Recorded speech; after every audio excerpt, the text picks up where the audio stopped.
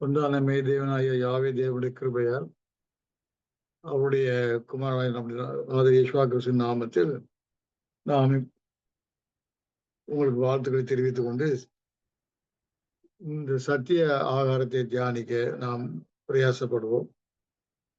மேக அக்னி ஸ்தம்பம் என்பது ஒரு விசேஷமான ஒரு காரியமாக இஸ்ரேல் புத்திரர்கள் தங்கள் யாத்திரையில் எகிப்திலிருந்து கிளம்பி கானானை நோக்கி போகிற அந்த யாத்திரையில் அவர்களோடு இருந்தது என்று பார்க்கிறோம்.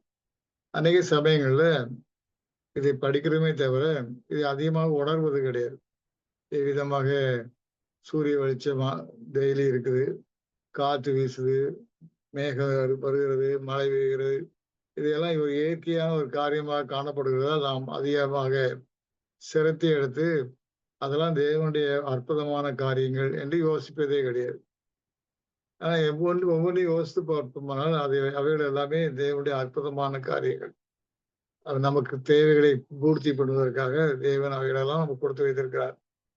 ஆனால் அவைகளெல்லாம் அதிகமாக நிகழ்கிறதுனால நாம் அதை ஒரு பொருட்டாக நினைப்பது கிடையாது. அதே போலதான் இந்த இஸ்ரவேல் ஜனங்களுடைய யாத்திரை பற்றி படிக்கும்போது கூட நாம் அதிகமாக அதன் ஒவ்வொரு காரியங்களை குறித்து அதிக சிரத்தை எடுப்பது கிடையாது.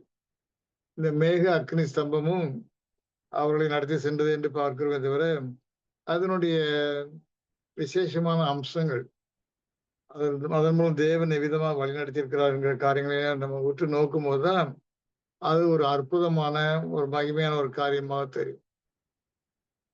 இப்போ சாஸ்திரிகளை நட்சத்திரம் வழிகாட்டியது என்று சொன்னா நட்சத்திரம் வழிகாட்டுச்சு என்றதை நம்ம எடுத்துக்கொடுப்பே தவிர அதில் உள்ள ரகசியம் நமக்கு அற்புதமான காரியம் புரியாது, யோசிப்பதும் கிடையாது. மிகவும் அருகாமையில் இருக்கிற நட்சத்திரம் சூரியன். அதற்கு பக்கத்துல எந்த நட்சத்திரம் வருமானால் அது அந்த உஷ்ணத்தையோ நம்முடைய அதனுடைய கதிர்களையோ நம்ம தாங்கிக் கொள்ள முடியாது. அப்படி இருக்கும்போது அவர்களுக்கு ஒரு நட்சத்திரம் காணப்படுதுன்னு சொல்லும்போது அது ஒரு ஆச்சரியமான ஒரு காரியம். அதுவும் நட்சத்திரம் அசைந்து கொண்டு பிரயாணப்பட்டு போய் கொண்டிருந்ததையும் இவர் கண்டார், வழி நடத்தி கொண்டே போனது என்று சொல்லப்பட்டிருக்கிறது. விண்கற்கள் நம்ம வான மண்டலத்துல பார்த்திருப்போம், கோட்டு வேகமாக ஓடும்.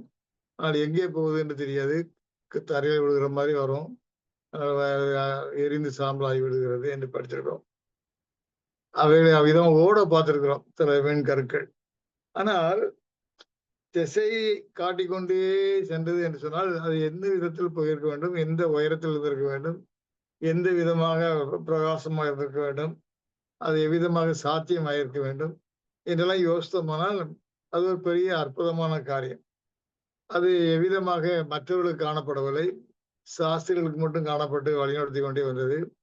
பிள்ளை இருந்த வீட்டுக்கு வர வரைக்கும் அது அவர்களை வழிநடத்தி கொண்டு வந்தது என்றெல்லாம் பார்க்கும்போது அதுல பெரிய அற்புதங்கள் இருக்கு. தேவன் மிகவும் அற்புதமாக அநேக காரியங்களை செய்து கொண்டு வருகிறார். அதே போலதான் இந்த மேக அக்னி ஸ்தம்பம் என்பது ஒரு பெரிய அற்புதம்.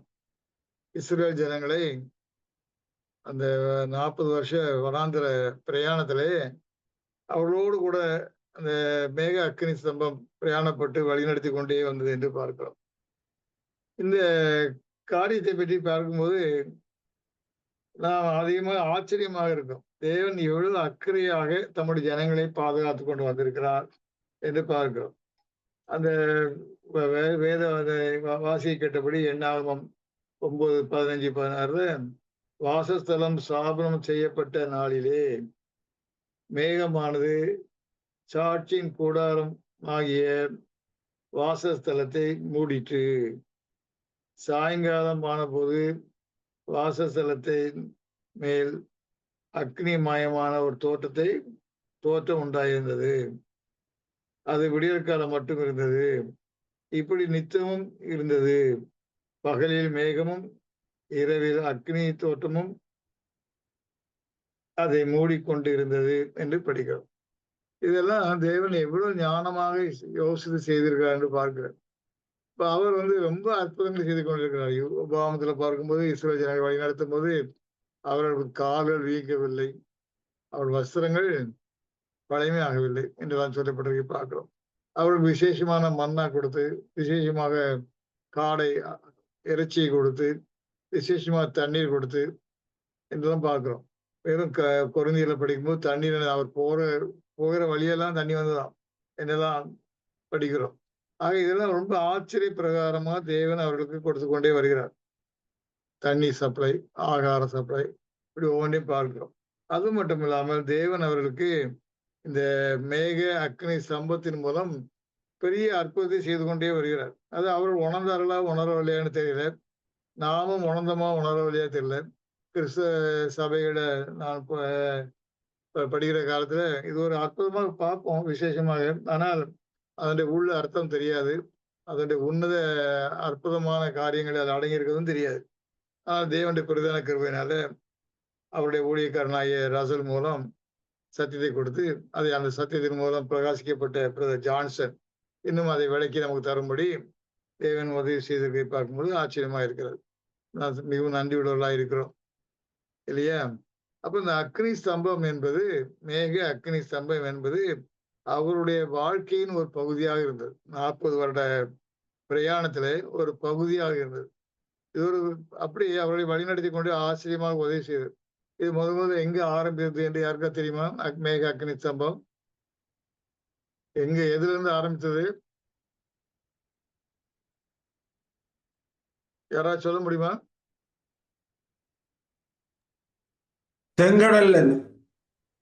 செங்கடல். ஆமா. அதாவது சிவந்த சமுத்திரத்தை கடப்பதற்கு முன்னதாக அங்கே பாளையம் இறங்கி இருக்கிறார்கள். பார்வோனும் அவனுடைய கூட்டத்தாரும் அவரை எதிர்த்து அவர்களை திரும்பி பிடித்து கொண்டு கூட்டிக் கொண்டு போக வேண்டும் என்ற எண்ணம் அவங்களுக்கு. ஏன்னா அடிமையாக இருந்து வேலை செய்யற எல்லாரும் வந்துட்டாங்க. வேலை செய்யறதுக்கு ஆள் இல்லை. அவர் கட்டாயம் வேண்டும் அவங்களுக்கு. ஆக அந்த எண்ணத்துல வந்து திரும்ப பிடித்து கொண்டு போகலான்னு வர்றாங்க. இவர்கள் பயப்படுகிறாரு. திரும்பவும் எகிப்துக்கு எடுத்துக்கிட்டு போயிடுவாங்க இதுல பயப்படுறாங்க. அப்படிப்பட்ட இக்கட்டான சூழல். அந்த பக்கம் போனா செங்கடல் தாண்டி போக முடியாது. இந்த பக்கம் பார்வோன் படைகள். அப்படிப்பட்ட ஒரு இக்கட்டான சூழல் இருக்கும்போது தேவன் அவருக்கு பெரிய அற்புதத்தை செய்கிறார். இந்த அற்புதத்தை செய்து மேக ஸ்தம்பம் மூலம் அவர்களை 2 பேருக்கும் இடையில பாதுகாக்கிறார். இஸ்ரேல் ஜனங்களுக்கு ஒரு பகுதி பிரகாசமான வெளிச்சத்தை கொடுக்கிற சம்பவமாகவும், எகிப்தியருக்கு அது இருளை கொடுக்கிற ஒரு சம்பவமாகவும் இருந்தது என்று பார்க்கிறோம். ஆகவே அவர்கள் இருளுக்குள்ளாக இருந்தார்கள். இவர்கள் வெளிச்சத்திலிருந்து அந்த சிவந்த சமுத்திரத்தை கடந்து கொண்டு போனார்கள் என்று கடந்து போவதற்கு அவங்க வெளிச்சம். திரும்ப ஸ்தம்பம் கடந்து போன பிறகு அந்த அக்னி ஸ்தம்பம் அவரோடு கடந்து சென்றது. அதற்கு பிறகு இருள் வந்தது. அவர்கள் இஸ்ரேல் எகிப்தியர் சிவந்த சமுத்திரத்துக்குள் நுழையும் போது திரும்ப தண்ணீர் மூடி அவளை அழித்து போட்டது என்று பார்க்கிறோம். ஆக இவ்விதமாக மேக அக்னி ஸ்தம்பம் அவர்களை விசேஷமாக அந்த பார்வோன் கூட்டத்தார்களை காப்பாற்றியது. சிவந்த சமுத்திரத்தை ஆரம்பிச்சது என்று பார்க்கிறோம். அப்படி ஒவ்வொரு இடமா பார்க்கும்போது அவர்களுக்கு நிறைய காரியங்களே அது காணப்படுது என்று பார்க்கிறோம் இல்லையா? இப்போ யாத்ராகமம் 33:9-10 யாராவது படிங்க.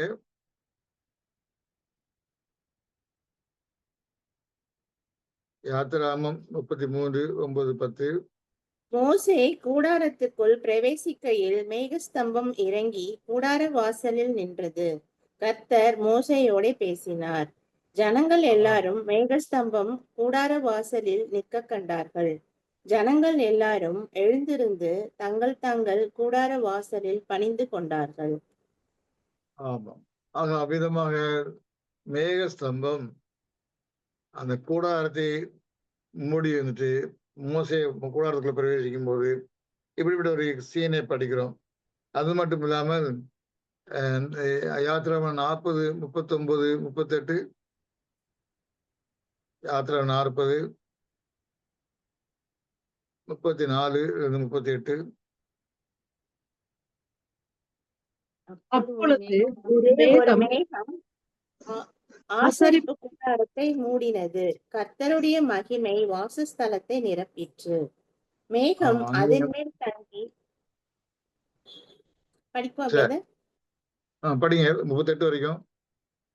மேகம் அதன் மேல் தங்கி கர்த்தருடைய மகிமை வாசஸ்தலத்தை நிரப்பினதினால் மோசே ஆசரிப்பு கூடாரத்துக்குள் பிரவேசிக்க கூடாமல் இருந்தது. வாசஸ்தலத்தில் இருந்து மேகம் மேலே எழும்பும் போது இஸ்ரவேல் புத்திரர் பிரயாணம் பண்ண புறப்படுவார்கள். மேகம் எழும்பாதிருந்தால் அது எழும்பும் நாள் வரைக்கும் பிரயாணம் பண்ணாதிருப்பார்கள். இஸ்ரவேல் வம்சத்தார் பண்ணும் எல்லா பிரயாணங்களிலும் அவர்கள் எல்லாருடைய கண்களுக்கும் பிரத்யட்சமாக பகலில் கர்த்தருடைய மேகமும் இரவில் அக்கினியும் வாசஸ்தலத்தின் மேல் தங்கி இருந்தது. அதுபோல இன்னொரு சமயம் ஆரோனுக்கும் மோசைக்கும் விரோதமாக முறுமுறுத்த கோரா, அபிராம், தாத்தான் என்ற காரியத்தை படிக்கிறோம். நம்ம படிச்சிருக்கோம். எண்ணாகமம் 16:42, எண்ணாகமம் 16:42.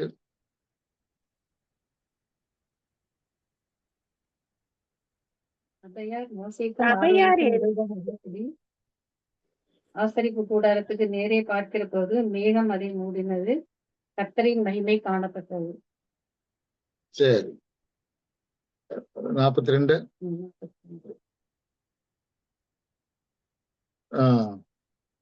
அங்க மேகம் என்ன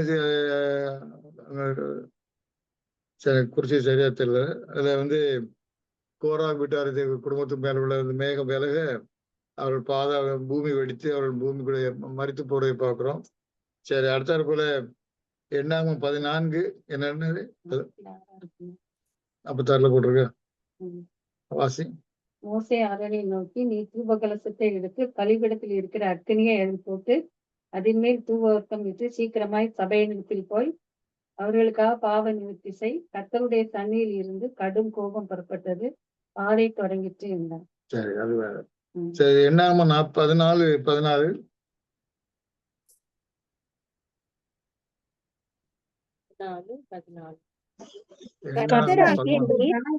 இந்த ஜனங்களின் நடுவில் இருக்கிறதையும் கர்த்தராகிய நீர் முகமுகமாய் தரிசனம் ஆகிறதையும் உம்முடைய மேகம் இவர்கள் மேல் நிற்கிறதையும் பகலில் மேகத்தூணிலும் இரவில் அக்கினி தூணிலும் நீர் இவர்களுக்கு முன் செல்லுகிறதையும் கேட்டிருக்கிறார்கள். இந்த தேசத்தின் குடிகளுக்கும் சொல்லுவார்கள்.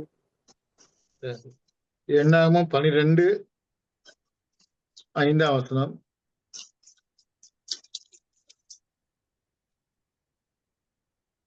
கர்த்தர் மேகத்தூணில் இறங்கி கூடார வாசலிலே நின்று ஆரோனையும் மிரியாமையும் கூப்பிட்டார். அவர்கள் இருவரும் போனார்கள். இப்போ தேவன் அந்த ஸ்தம்பத்திலிருந்து மேக ஸ்தம்பத்திலிருந்து பேசுகிறதை பார்க்கிறோம் இல்லையா? ஆக இப்படிப்பட்ட அநேக காரியங்களை பார்க்கிறோம். தேவன் வந்து இடைப்பட்டதெல்லாம் என்னது ஸ்தம்பத்திலிருந்து இடைப்படுகிறதை பார்க்கிறோம். ஆக அந்த அந்த அக்கினி மேக ஸ்தம்பம் அவர்களுக்கு பெரிய ஒரு தேவனுடைய பிரசன்னத்தை காட்டிக்கொண்டே போனது என்று பார்க்கிறோம் இல்லையா? அதுல 3 காரியங்கள் அதை விளக்கப்பட்டிருக்கு பார்க்கிறோம். அது 3 காரியங்கள்னா, ஒன்று வந்து சத்தியத்தை அது கொடுத்து கொண்டே வந்தது. தேவனுடைய வார்த்தைகள், தேவனுடைய கருத்துக்கள், தேவன் என்ன மோசே என்ன செய்ய வேண்டும் என்று சொல்ல காரியங்கள் எல்லாவற்றையும் அந்த மேகத்திலிருந்து தேவன் அவர்களுக்கு பேசிக்கொண்டு சொல்லிக் கொடுத்து கொண்டு வந்தார் என்று பார்க்கிறோம். அடுத்தாறு போல சொல்லிக் கொண்டு வந்தது மட்டுமில்லாமல் அதன் வார்த்தைகள், தேவ வார்த்தைகளுக்குரிய ஆவி, அதுக்கான உற்சாகம் ஊட்டுதல், அந்த காரியங்களையும் அவர் கொடுத்து வந்தது. ஏனென்றால் இப்படிப்பட்ட ஒரு அடையாளம் அந்த பாளையத்துக்குள்ள அவர் தங்கியிருக்கிற கேம்புக்குள்ள ஒரு முன்மாதிரியாக நின்று நடத்திக்கிட்டே போகும்போது மக்கள் எல்லாருக்கும் பெரிய உற்சாகமா இருக்கும் இல்லையா? தேவனுடைய பிரசனம் கூட இருந்து நடத்துகிறதுன்னு சொன்னா மிகவும் உற்சாகமாக ஊக்கமாக அந்த சத்தியத்தின் தேவனுடைய வார்த்தைகளுடைய அதிக முக்கியத்துவம் கொடுத்து அதை அப்படியே கீழ்ப்படைய வேண்டும் என்று விரும்பி அதை செய்வார்கள். அந்த கைடிங் ஸ்பிரிட் அங்க இருக்குது. அதனால அந்த தேவன் கொடுத்த சத்தியத்துக்கெல்லாம் அந்த ஆவியோடு அதை கீழ்ப்படிந்து அதுக்கு நடப்பார்கள் என்று பார்க்கிறோம். நம்ம அநேக சமயங்கள்ல பலவிதமான ஆவியினால உந்தப்பட்டு நடக்கிறோம் இல்லையா? பொதுவாக சாதாரண கிறிஸ்தவர்கள் கிறிஸ்துமஸ் பண்டிகை வந்துட்டுனா, கிறிஸ்துமஸ்ங்கிறது ஒரு சத்தியம், யேசுவாவின் பிறப்பு. அது எனக்கு காலத்தை பற்றி அவங்களுக்கு குழப்பம் இருந்தா கூட அந்த கருத்து வந்து சரியான கருத்து தான். அதை வைத்து அவங்க உற்சாகமா கொண்டாடுறாங்கன்னு சொன்னா, அந்த ஆவி, அந்த சத்தியத்தினுடைய ஆவி அவங்களுக்கு எப்படி இருக்குது? அது களியாட்டாகவும் அல்லது பலவிதமான உலக பிரகாரம் மனமாட்சியாக கொண்டாடுறதாகவும் இருக்கிறது. உண்மையான ஆவியாக கொண்டாடவில்லை. ஒரு சிலர் கொண்டாடுவர்களும் இருப்பார்கள். ஆனால் இதே போலதான் எந்த ஒரு காரியம் தேவனுடைய வசனங்களை எடுத்துக்கிட்டா கூட நமக்கு உண்மையான ஆவியோடு கொண்டாடுற ஒரு கூட்டம் இருக்கும். அதாவது வேற விதமான உலக பிரகாரமா கொண்டாடுற கூட்டமும் இருக்கும். நம்ம அந்த காலகட்டத்துல மோசையை கூட்டிட்டு போகிற அந்த இஸ்ரேல் ஜனங்கள் அவர்களுக்கு எல்லாருமே உண்மையான ஆவிதான் அதிகம் இருந்திருக்கும். ஏன்னா ஆரம்ப காலத்துல அவங்க இருக்காங்க. இன்னும் அதிகமாக இந்த சோர்வுலாம் வரல. அப்படிப்பட்ட நிலையில அவங்களுக்கு உண்மையான ஆவி, சத்தியத்தினுடைய ஆவியிலேயே அவர்கள் என்ன செய்றாங்க, வழிநடத்தப்பட்டவர்களாக ஊக்கமூட்டப்பட்டவர்களாக இருக்கிறதை பார்க்கிறோம். அடுத்த என்ன காட்டுதுன்னா, தேவனுடைய பிரசன்னம் அங்கேயே அவர்களுடைய இருக்கிறதை காண்பிக்கிறது இல்லையா? தேவனுடைய பிரசன்னம் அவர்களோடு இருக்கிறதை காண்பிக்கிறது. நாளைக்கு வாசித்த சில வசனங்கள் இருந்து அதை அறிகிறோம். ஆக அவருடைய வனாந்திர பயணத்துல தேவனுடைய வார்த்தையாக சத்தியத்தை கொடுக்கிறதாக அந்த அக்னி மேக ஸ்தம்பம் இருக்கிறதை பார்க்கிறோம். அதே சமயம் அது தேவனுடைய வழிநடத்தலாக சத்திய ஆவியை கொடுத்து வழிநடத்துகிற ஒரு காரியமாக இருக்கிறதை பார்க்கிறோம். அது தேவனுடைய பிரசன்னமாகவே இருக்கிறதை பார்க்கிறோம். தேவனாயில தான் பேசுகிறார். ஆக இப்படிப்பட்ட ஒரு அடையாளமாக அது ஒரு ஒரு இன்ஸ்ட்ருமெண்டாக ஒரு காரியமாக அது இருக்கிறதே பார்க்கிறோம். ஆனால் இதை அப்படியே பார்த்துட்டு விட்டுட்டா போகாது. என்னென்றா இது ஒரு அடையாளம் என்று நினைக்கிறேன். ஏன்னா வேதத்தில் உள்ள காரியங்கள் எல்லாமே முக்கியமா பழைய ஏற்பாட்டு காரியங்கள் எல்லாமே குறிப்பாக ஆசரிப்பு கூடார சம்பந்தப்பட்ட காரியங்கள் எல்லாமே ஒரு அடையாளம். ஏனென்றால் இது அடையாளம் என்று வேதத்துல டைரக்டா சொல்லாட்டா கூட அடையாளத்தோடு சம்பந்தப்பட்டு எபிரேயர் 10:1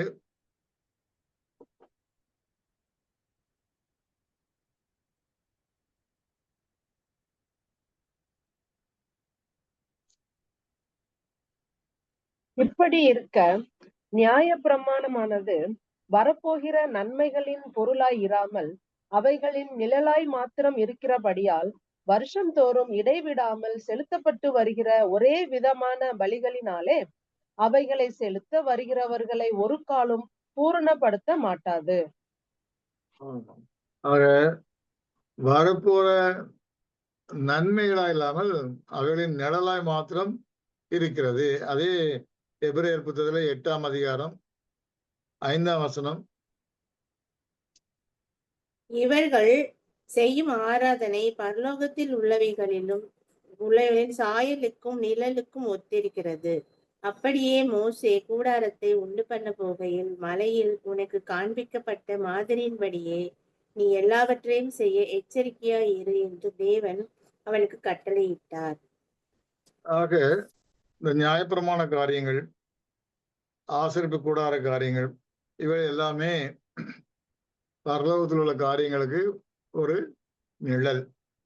ஆக இதோடு சம்பந்தப்பட்ட எல்லாமே நிழல் தான். அதுக்கு நிழல்னு தனியா சொல்லலா கூட இதோடு சம்பந்தப்பட்ட மேக அக்னி ஸ்தம்பமும் நிழல் தான் என்று பார்க்கிறோம் இல்லையா? ஆக அப்படி அந்த கருத்தை எடுக்கும் பொழுது இந்த மேக அக்னி ஸ்தம்பம் ஒரு அடையாளம். மேக அக்னி ஸ்தம்பம் ஒரு அடையாளம். அதனுடைய நிஜம் வேற காரியம் என்று நாம் புரிந்து கொள்ள வேண்டும். அப்படி புரிந்து கொண்டாதான் நிஜம் என்ன, அது எதை குறிக்கிறது என்று அதை தேட சொல்லும். இல்லை என்றால் முந்தைய காலங்கள்ல சத்தியங்களை வேதத்தை படிக்கும்போது இது ஒரு கதையா படித்து இது ஒரு அற்புதமாக படித்து கொண்டு போனது போல அவரையும் நிறுத்திக்கணும். அப்படி நிறுத்தி கொள்ளாதபடி நாம் அதனுடைய உள்ள அர்த்தத்தை, அதனுடைய நிறைவேறுதல் என்ன என்று காண நம்மை பிரயாசப்படுவோம் இல்லையா? இப்போ உதாரணமாக இந்த மேகத்தை பற்றி 1 கொரிந்தியர் 10:1-2 படிக்கலாம். 1 கொரிந்தியர் 10:1-2.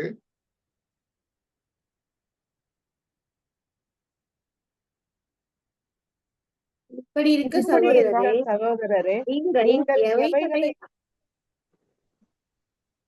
நீங்கள் நீங்கள் எவைகளை எவைகளை அறிய அறிய வேண்டும் என்று படிங்க சிஸ்டர். படிங்க சிஸ்டர்.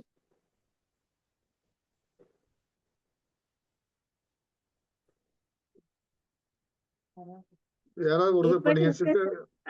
இப்படி இருக்க சகோதரரை, நீங்கள் எவைகளை அறிய வேண்டும் என்று இருக்கிறீர்கள் என்றால், நம்முடைய பிதாக்கள் எல்லோரும் மேகத்துக்கு கீழாய் இருந்தார்கள். எல்லோரும் சமுத்திரத்தின் வழியாய் நடந்து வந்தார்கள். எல்லாரும் மோசைக்குள்ளாக மேகத்தினாலும் சமுத்திரத்தினாலும் ஞானஸ்நானம் பண்ணப்பட்டார்கள். அங்க ஞானஸ்தானத்தை ஒரு அடையாளமாக வைக்கிறதை பார்க்கிறோம். ஞானஸ்தானத்துக்கு அடையாளமாக மேகத்தையும் சமுத்திரத்தையும் வைக்கிறதை பார்க்கிறோம். மேகத்துக்குள்ளாக அவர்கள் ஞானஸ்தானம் பெற்றார்கள் என்று சொல்லப்படும். அப்போ அங்க மேகத்தை ஒரு அடையாளமாக, ஒரு ஃபிகரேட்டிவாக, உருவகமாக உபயோகிக்கப்பட்டிருக்கிறது புதிய ஏற்பாட்டுல பார்க்கிறோம். இது நமக்கு ஒரு கிளிண்ட், ஒரு ஹிண்ட்டை கொடுக்குது, ஒரு குழுவை கொடுக்குது. ஆக நாம் என்ன செய்யலாம்? இது அடிப்படையில ரொம்ப தைரியமாக என்ன செய்யலாம்? இதை அதனுடைய நிஜ பொருள் என்ன என்று பார்ப்பது நாம் ஊந்தப்படுகிறோம். இப்போ மேகம் என்றால் என்ன என்று பார்க்கும்போது நாம் அது என்ன இஸ்ரேல் ஜனங்களுக்கு என்னதான் இருந்தது? அது சத்தியத்தை கொடுக்கிற ஒரு காரியமாக இருந்தது. அடுத்தாற் போல அது சத்திய ஆவியை கொடுக்கக்கூடிய உற்சாகத்தை கொடுத்து அவள் கீழ்ப்படிந்து செய்வதற்கு வழி நடத்துகிற ஒரு காரியமாக இருந்தது. அடுத்தாற் போல தேவனுடைய பிரசனத்தை அது அடையாளப்படுத்தியது என்று பார்க்கிறோம். அப்படி என்றால் இந்த சத்தியம் என்பது சத்தியத்தினுடைய ஆவி, அடுத்தாற்போல தேவனுடைய பிரசனம், இந்த 3 காரியங்களையும் அடங்கின காரியம் புதிய ஏற்பாடுல எதா இருக்கக்கூடும்? யாராவது சொல்ல முடியுமா?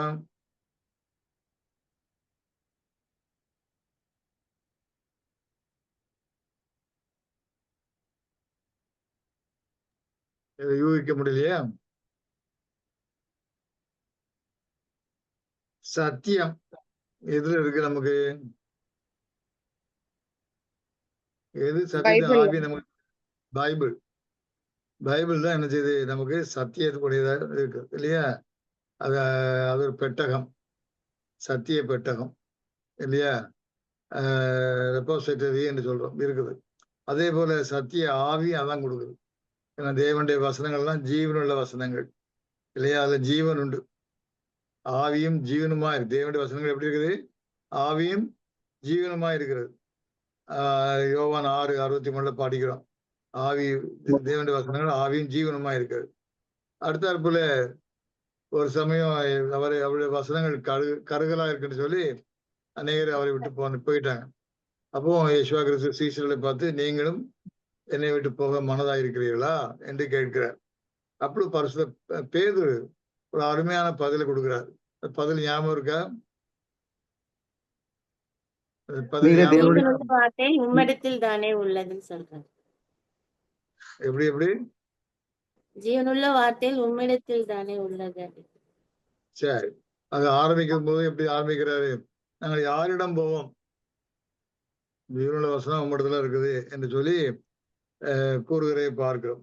ஆக அந்த வசனங்கள் எல்லாருமே ஜீவனுள்ள வசனங்கள். அதான் மற்ற ஒரு வார்த்தைகளுக்கும் கதைகள் படிக்கலாம், அல்லது விஞ்ஞான ரீதியில நிறைய படிக்கலாம். ஆனா அவைகளெல்லாம் ஒரு சயின்டிபிக்கல ட்ரூத்தை கொடுத்தா, ஒரு செக்குலர் ட்ரூத்து கொடுத்தா கூட அவைகள் எல்லாமே ஜீவனுள்ள வசனம்னு சொல்ல முடியாது. ஆனா இது ஜீவனுள்ள வசனம், இது ஜீவனுள்ள வசனம். ஆக இது ஆவி உள்ள வசனம், ஜீவனுள்ள ஆவி. ஜீவன் ஆவி, ஆவிக்கு ஒரு அர்த்தம், ஜீவனுங்கிற அர்த்தம் இருக்கிறது இல்லையா? அப்போ அங்கே வசனங்கள் ஆவி உள்ளதா இருக்கிறது, ஆவியோடு இருக்கிறது. அது ட்ரூத், இட்ஸ் ஸ்பிரிட், சத்தியம், சத்தியத்தின் ஆவி. அதற்கு பின்பு இந்த தேவனுடைய வசனங்கள்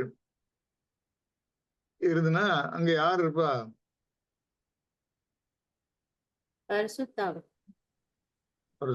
தேவன் இருப்பார். தேவன் இருப்பார். அதுக்கு ஏதாவது வசனம் சொல்ல முடியுமா? யோவான் 10:35 படிங்க.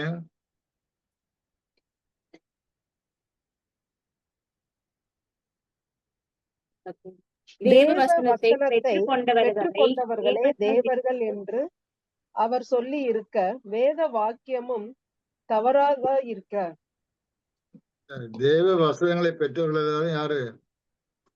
தேவர்கள் தேவர். இது யார் சொன்னது?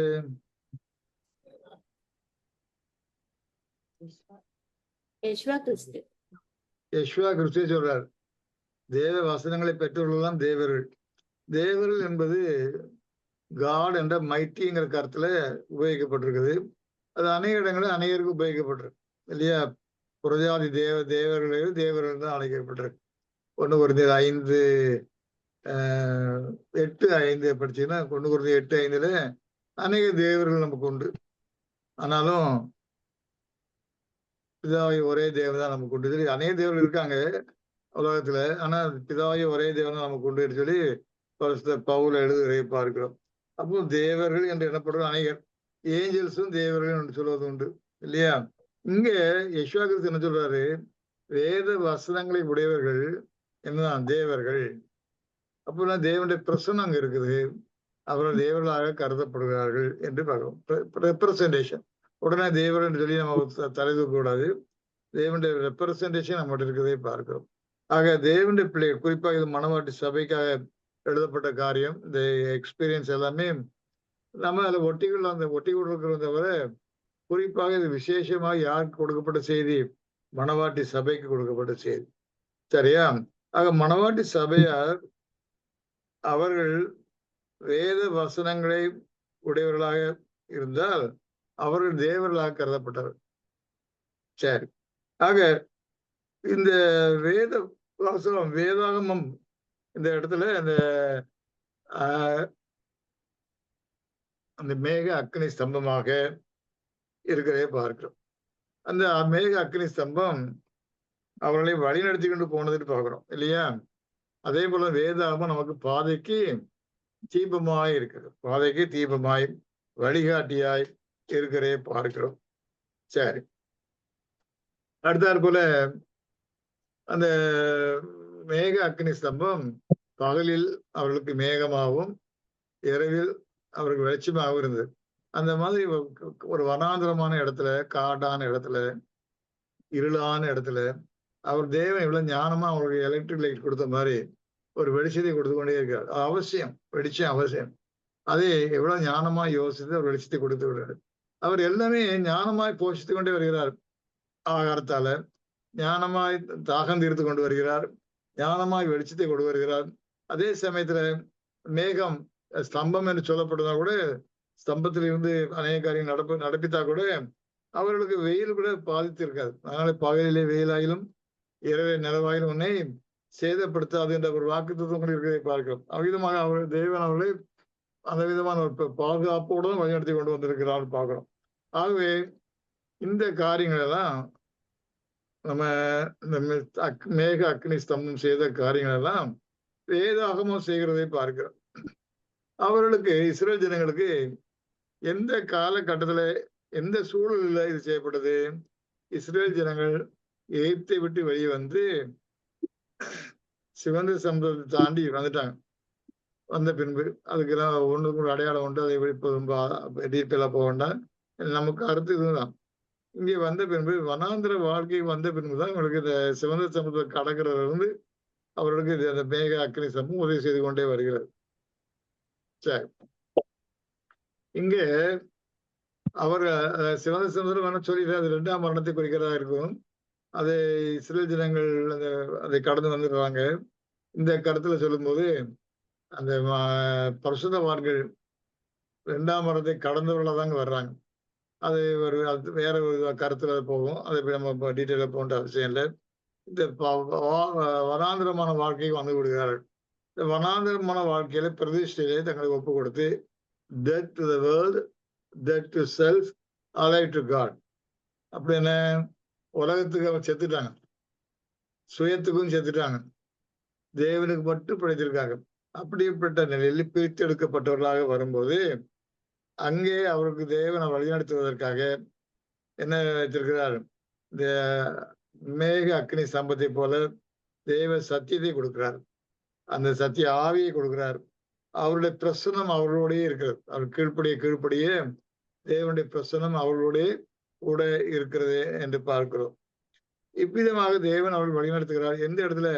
வில்டர்னஸ், வனாந்தரம்.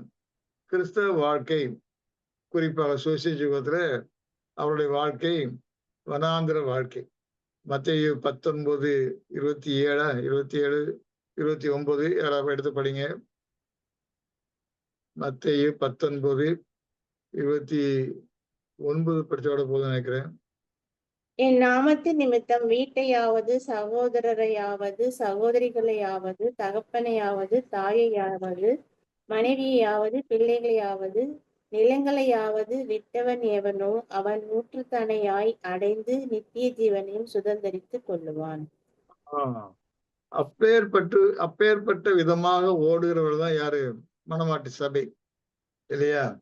ஆக அந்த அவரை பின்பற்றினவர்கள் ஏதாவது பேதுரு கேட்கிறா யேசுவா கிறிஸ்துவை பார்த்து, நாங்கள் எல்லாவற்றையும் விட்டு உங்களுக்கு பின் சென்றோமே என்று கேட்கும் போதுதான் அதுக்கு பதிலாக யேசுவா கிறிஸ்து இந்த காரியத்தை சொல்வதை பார்க்கிறோம்.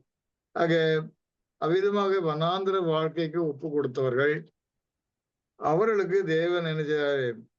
சத்தியத்தை கொடுக்கிறார். சத்தியத்தை கொடுத்து, அந்த சத்தியம் எப்படிப்பட்ட சத்தியம்? ஜீவனுள்ள சத்தியம். யோவான் 6:63, யோவான் 6:63.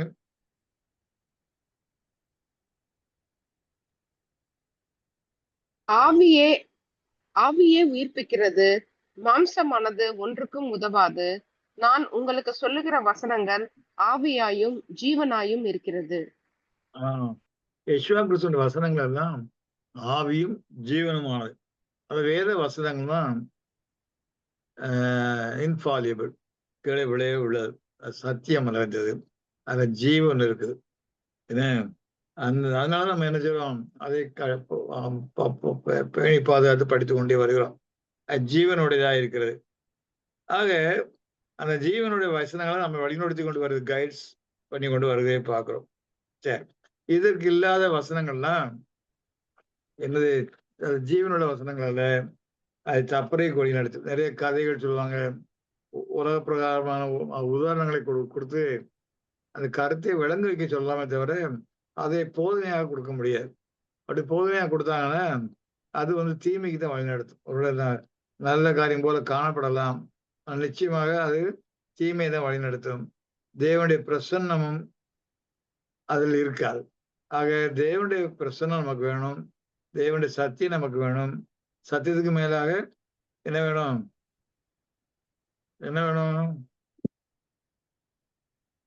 தேவ ஆவி. தேவ ஆவி, அது சத்திய ஆவி.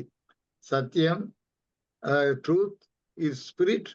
அது பொருள் தேவனுடைய பிரசனம், வழிநடத்தல், கைடன்ஸ் எல்லாம் இவ்வளவும் கொண்ட ஒரு காரியம் தான் வேதாகம் என்று பார்க்கிறோம். அது சாட்சியின் கூடாரத்தை மூடிற்று என்று பொருள். சாட்சியின் கூடாரத்தை மூடிற்று, இல்லையா? வாசஸ்தலம் ஸ்தாபனம் செய்யப்பட்ட நாளிலே, அது ஒரு காரியம்.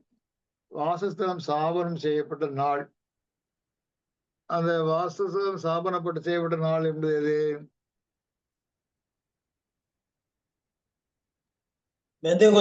வாசஸ்தலம் எப்படி? பெந்தேகோஸ்தே நாளா? வாசஸ்தலம் யாரை குறிக்குது? யேசுவா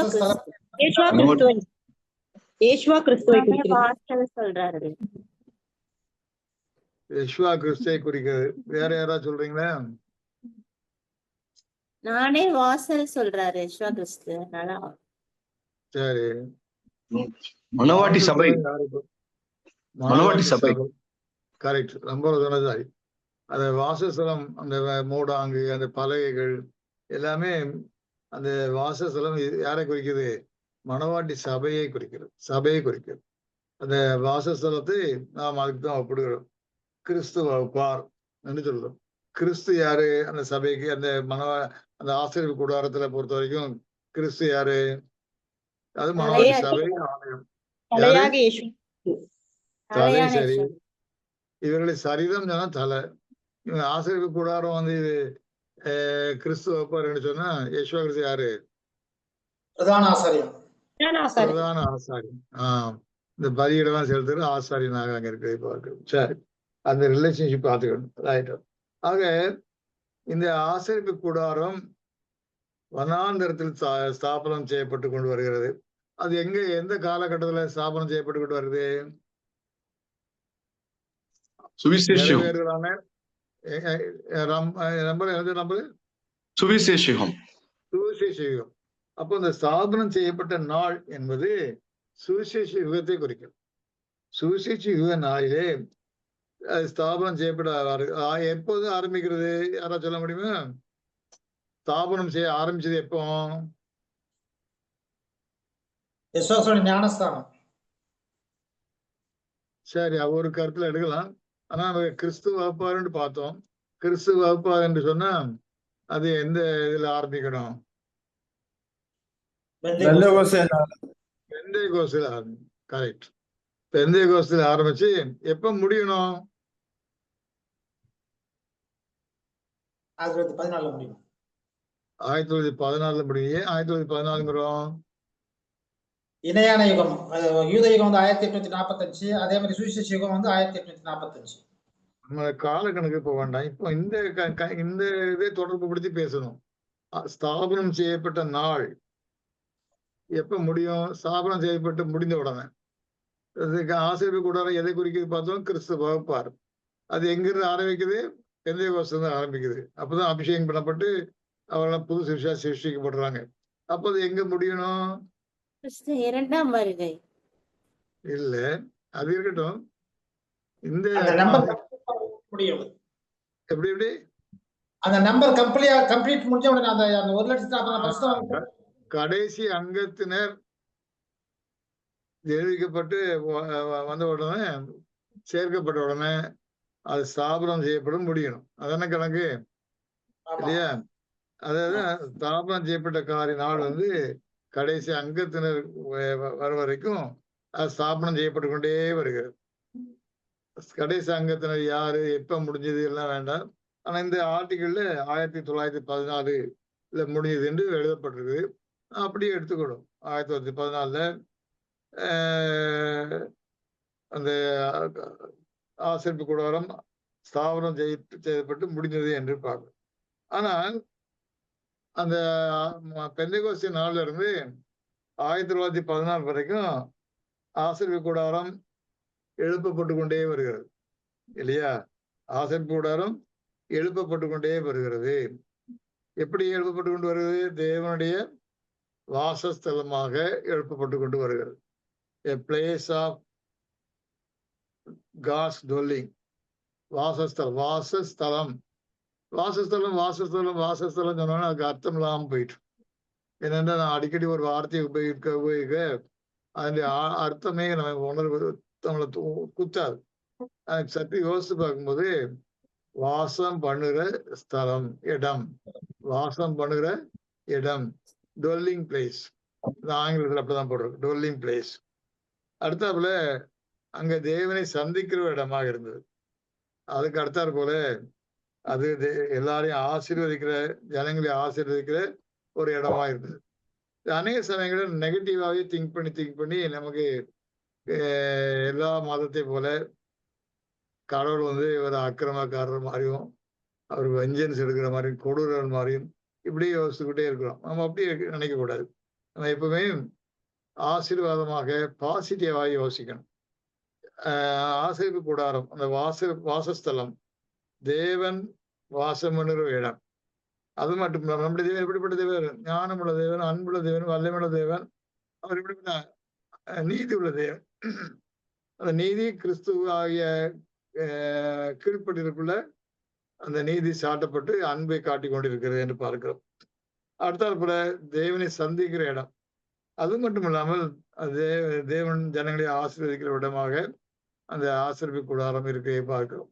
ஆக சுவிசேஷ யுகத்துல இந்த ஆசீர்வாத கூடாரம் எழுப்பப்பட்டு கொண்டிருக்கிற அந்த எழுப்பப்பட்டு கொண்டு இருந்த ஆசீர்வாத கூடாரம். ஏன்னா சுவிசேஷ யுகம் முடிஞ்சிட்டு இல்லையா? அதாவது ப்ராப்பர் சுவிசேஷ யுகம், ப்ராப்பர் காஸ்பல் ஏஜ், 1845 வருடங்களை கொண்ட காஸ்பல் ஏஜ் அது முடிஞ்சிட்டு இல்லையா? ஆக அந்த கருத்துல பார்க்கும்போது இந்த ஆசரிப்பு கூடாரம் எடுத்து நிறுத்தப்பட்டாச்சு, கட்டப்பட்டாச்சு என்று பார்க்கிறோம். அப்போ இந்த காஸ்பல் ஏஜ் ஆலயம், சர்ச், அதுதான் எதுன்னு பார்க்கிறோம். இந்த ஆசரிப்பு கூடாரம், வனாந்தரத்தில் உள்ள ஆசரிப்பு கூடாரம் அடையாளப்படுத்துகிற ஒரு காரியமாக இருக்கவே பார்க்கிறோம். சரியா? அப்போ அந்த நாள் என்பது நம்ம ஏற்கனவே பார்த்திருக்கோம். நாள் என்பது ஒரு கருத்துல 12 மணி நேரத்தை குறிக்கலாம், ஒரு கருத்துல 24 மணி நேரம் கொண்ட நாளை குறிக்கலாம், ஒரு கருத்துல ஒரு வாரத்தை கொண்ட ஒரு காலப்பகுதியாக்கலாம், அல்லது 40 வருஷத்தை கொண்ட காலப்பகுதியாக்கலாம், அல்லது ஒரு 1000 வருடத்தை கொண்ட காலப்பகுதியாக்கலாம், அல்லது 7000 வருடங்களை கொண்ட காலப்பகுதியாக்கலாம், அல்லது யுகத்தை குறிக்கலாம் இல்லையா? அப்படி பார்க்கும்போது இது சுவிசேஷ யுகத்தை குறிக்கிற நாள். வாசஸ்தலம் ஸ்தாபனம் செய்யப்பட்ட நாள் என்று சொல்லும் பொழுது proper gospel age, proper gospel age அதை குறிக்கிறதா இருக்கிறது. அந்த ப்ராப்பர் காஸ்பல் ஏஜுடைய கால அளவு 1845 வருடங்கள். இதுதான் மறந்துடக்கூடாது. எப்படி யூத யுகம் 1845 வருஷம். அது எதை வைத்து சொல்கிறோம்? 1845 யாக்கோபு கிமு 1813 இருந்து இயேசு கிறிஸ்து மரணம் வரைக்கும் அது 1845 வருஷம். அதுல இருந்து அடுத்தாப்புல என்ன சொல்றோம்? 1845 கூட்டுறோம் இல்லையா? கூட்டி எனக்கு கணக்கு எடுக்கிறே பார்க்கிறோம். சரி, இப்ப இந்த காலகட்டத்துல முத்திரிக்கப்பட்டு வந்தவர்கள் தான் அந்த மணவாட்டி சபையார் வந்தவங்க தான் இந்த ஆசிரியப்பு கூடாரமாக இருக்கிறார்கள். இவர்கள் மூலம் தேவன் பேசுவார், இவர்கள் தான் தேவன் இருக்கிறார். என்ன அந்த மேகம் அவர்களை தான் மூடிட்டு என்று பார்க்கிறோம் இல்லையா? சரி, அப்ப சுவிசேஷ யுகத்தில் காணப்படுற அந்த ஆலயம், வாசஸ்தலம், ஆசிரியப்பு கூடார காரியங்கள் பல யூத யுகத்திலே வனாந்திரத்தில் காணப்பட்ட அந்த ஆசிரியப்பு காரியங்களுக்கு அடையாளமாக இருக்கிறது. இவைகளுக்கு அது அடையாளமாக இருக்குது, இது நிறைவேறுது. ஆனா சாலமோன் கட்டின ஆலயம் எதற்கு அடையாளமா இருக்கிறது?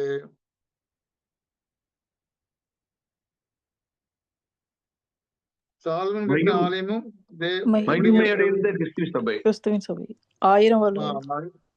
Very good. மகிமை அடைந்த கிறிஸ்துவின் சபை. அது எந்த காலகட்டத்துக்குரியது? 1000 வருட யுகத்துக்குரியது. 1000 வருட யுகத்துக்குரியது என்று பார்க்கிறோம். சரி, ஆக அது வேற ஒரு காரியமாக இருக்கிறது. அதுவும் தேவன் வாசம் பண்ணுகிற காரியமாக, தேவனை சந்திக்கிற ஒரு காரியமாக, அது ஆசீர்வதிக்கிற ஒரு காரியமாக இருக்கிறதை நாம் உணர்கிறோம்.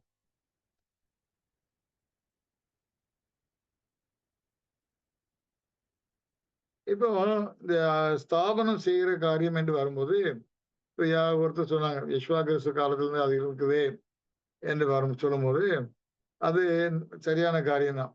ஆனால் அந்த காரியத்தை குறித்து பார்க்கும்போது யெஷுவா கிறிஸ்துவை பொறுத்த வரைக்கும் அவர் பிரதிஷ்டை பண்ணும் பொழுது, பிறக்கும் போது அல்ல, பிரதிஷ்டை பண்ணும்போது, ஏன் பிரதிஷ்டை பண்ணும்போதுதான் சொல்லி ஏன் அவரை கணக்குல எடுக்கிறோம்?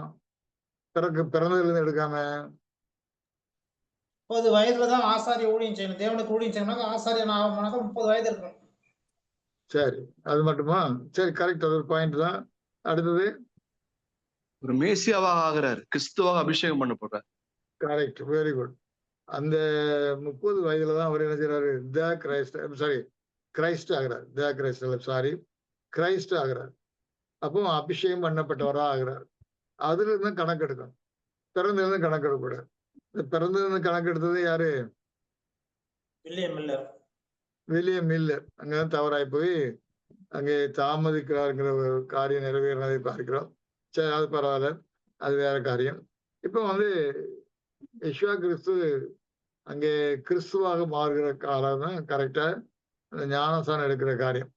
ஞானஸ்தானம் எடுத்து அவர் கான்சிக்ரேட் பண்ண உடனே அவர் ஜெனிப்பிக்கப்பட்டார். ஜெனிப்பிக்கப்பட்ட அந்த கிறிஸ்துவாக அவர் அபிஷேகம் பண்ணப்பட்டார். ஜெனிப்பிக்கப்பட்ட யெஷுவாவை கிறிஸ்துவாக அங்கே பரிசுத்தாவியால் அபிஷேகம் பண்ணப்பட்டார். அப்போ யெஷுவா கிறிஸ்துவாக ஆகிறார் இல்லையா? ஜெனிப்பிக்கப்பட்ட பின்புதான் கிறிஸ்துவ ஆகிறார். அவர் மாம்சத்தை தேவனிடத்தில் அபிஷேகம் பண்ணல. அவர் ஜெனிப்பிக்கப்பட்ட யெஷுவாவை, இந்த புது சிருஷ்டியை தேவன் அபிஷேகம் பண்ணுகிறார். அது கிரைஸ்டாக அபிஷேகம் பண்ணுகிறார். ஆக அப்பேற்பட்ட அந்த அந்த மொமெண்ட் தான் என்ன உண்டாகுது, அந்த பரிசுத்தம் உண்டாகுது. பரிசுத்த ஸ்தலம் என்று சொல்லக்கூடாது, ஆனா புரிதலுக்காக சொல்றேன். பரிசுத்த ஸ்தலம் என்று சொல்லப்படுகிற அந்த பரிசுத்தம் உண்டாகிறது. அங்கே அந்த ஸ்கிரீன், முதல் திரை, அதற்கு பின்பு குத்துவிளக்கு, அதுக்கு பின்பு தேவ சமூகத்து அப்பம் வைக்கிற டேபிள், அதற்கு பின்பு பீடம், அந்த 3 காரியங்களையும் உண்டாகிறதை பார்க்கிறோம். அதான் அவருடைய வாழ்க்கையை காண்பிக்கிறது, யெகோவா கிறிஸ்துவினுடைய வாழ்க்கை. அப்படின்ற பிரதிஷ்டை பண்ண முன்ன அவர் பிரதிஷ்டை முடிவு எடுத்து அந்த காரியம் செய்ய போகிறார் இல்லையா? அப்போ அந்த டைம்லயே அவருக்கு என்ன வந்துடுது, பிரகாரம் வந்துடுது, பிரகாரம் வந்து விடுகிறது. ஆனால் பிரகார காரியங்கள் எல்லாம் அவருக்கு சொல்ல போனா ஆன்டிடைப் கோட் பிரகாரம் வந்து விடுகிறது. பிரகாரத்தில் உள்ள தாமிரத்தினால் செய்யப்பட்ட பலிபீடம், தாமிரத்தினால் செய்யப்பட்ட தண்ணீர் தொட்டி, ஆக இந்த 2 காரியமும் அங்கு உண்டாகிறதை பார்க்கிறோம். இது அவர் முதல் திரையை அணுகும் போது இவைகளெல்லாம் உண்டாகிறதை பார்க்கிறோம். ஆக அவரை பொறுத்த வரைக்கும் அவர் பிரதிஷ்டை செய்ய வருகிறார், பிரதிஷ்டை பண்ணி கொண்டுதான், அதாவது அவரு நாசிரியத்துக்கு கிளம்பும் போதே அவர் பிரதிஷ்டை பண்ணியிருக்கிறோம் இல்லையா? நாசிரியத்துக்கு கிளம்பும் போதே அவர் பிரதிஷ்டை பண்ணியிருக்கணும். அது எந்த நாளா இருக்கணும்? அது நிசான், திஸ்ரி எத்தானியம் 10ஆம் தேதி 10ஆம் தேதியா இருக்கணும் இல்லையா? அந்த 10ஆம் தேதி அவர் பிறந்த நாள் 10ஆம் தேதி, அந்த கரெக்டா அதுல பிரதிஷ்டை பண்ணி அவர் அங்கிருந்து கிளம்பி வருகிறார். அங்கே அது ஆயினோன் என்ற இடத்துல தான் யோவான் ஸ்நானன் அந்த யோர்தான் நதியில ஆயினோங்கிற பகுதியில் ஞானஸ்தானம் கொடுத்து கொண்டு இருக்கிறான். அது கிட்டத்தட்ட கலிலேயா எல்லாம் தாண்டி சமாரியா பகுதிக்கு வருது. உப்பு கடலோட கொஞ்சம் சற்று மேலான பகுதி. நாசரத்தில் இருக்கிறது கலிலேயா கடலுக்கு பக்கத்துல. அங்கிருந்து நடந்து என்ன செய்யறாரு, கீழே வர்றாரு. அந்த இறங்கி, அதாவது கீழ் நோக்கி திசை நோக்கி தெற்கு நோக்கி வருகிறார். அங்கே ஆயிரம் கடற்கரை பக்கம், ஆயிரம் நதிக்கரையில, அந்த யோர்தான் நதியின் அந்த பகுதியில யோவான் ஞானஸ்தானம் எடுத்துக்கிற போது ஞானஸ்தானம் எடுக்க வருகிறார். அதற்கு நடைப்பயணமாக கிட்டத்தட்ட 4 நாட்கள் ஆகியிருக்கும் என்று கணிக்கிறாரு. சரி, அப்போ அவர் ஞானஸ்தானம் எடுக்கும்போது தேதி என்ன? 14 இல்லையா? சரி, நெத்தானிம் நிஷி மாதம், திஸ்ரி மாதம் 15ஆம் தேதி என்ன விசேஷம்?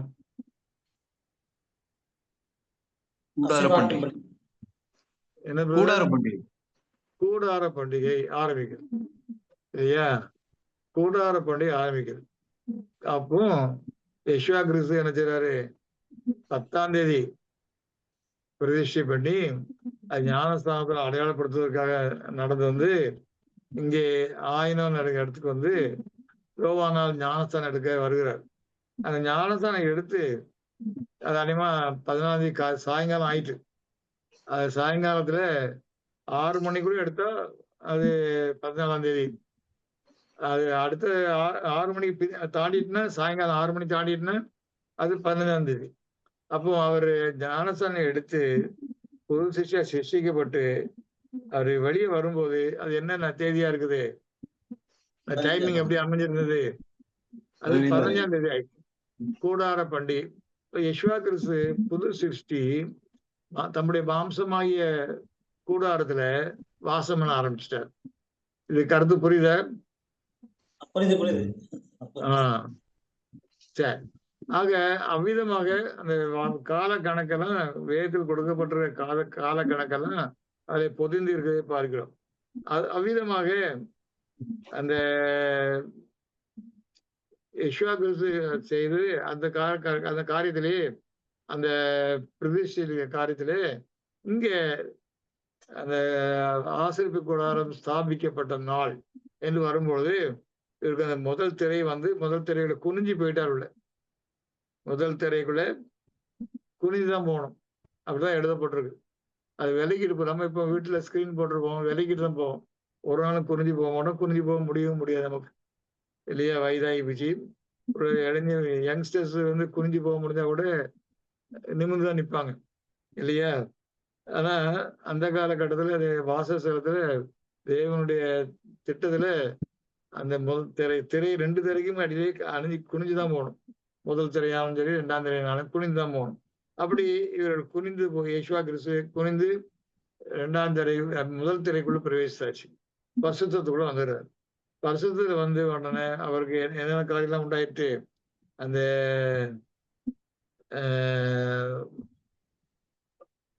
தேவ சமூகத்தை அப்பத்தை வைக்கிற டேபிள், குத்து விளக்கு, பொறுப்பீடம் எல்லாம் உண்டாயிட்டு அவருடைய வாழ்க்கையில ஓடி அந்த சுவிசேஷ ஆரம்ப காலகட்டத்துல முன்னோடியாக அவர் ஓடுகிறார். 70 வார காலத்தில் 3 காலகட்டத்தில் ஓடுகிறதை பார்க்கிறோம். சரி, அப்படி ஓடும்போது அவர் எப்போ சிவில் அறையை கொண்டு மறிக்கிறாரோ அப்போ எதுக்குள்ள பிரவேசிக்கிறாரு, 2ஆம் திரைக்குள்ள அவர் பிரவேசிக்கிறார். அவர் மறிக்கும் போது என்ன 2ஆம் திரை உண்டாகுது.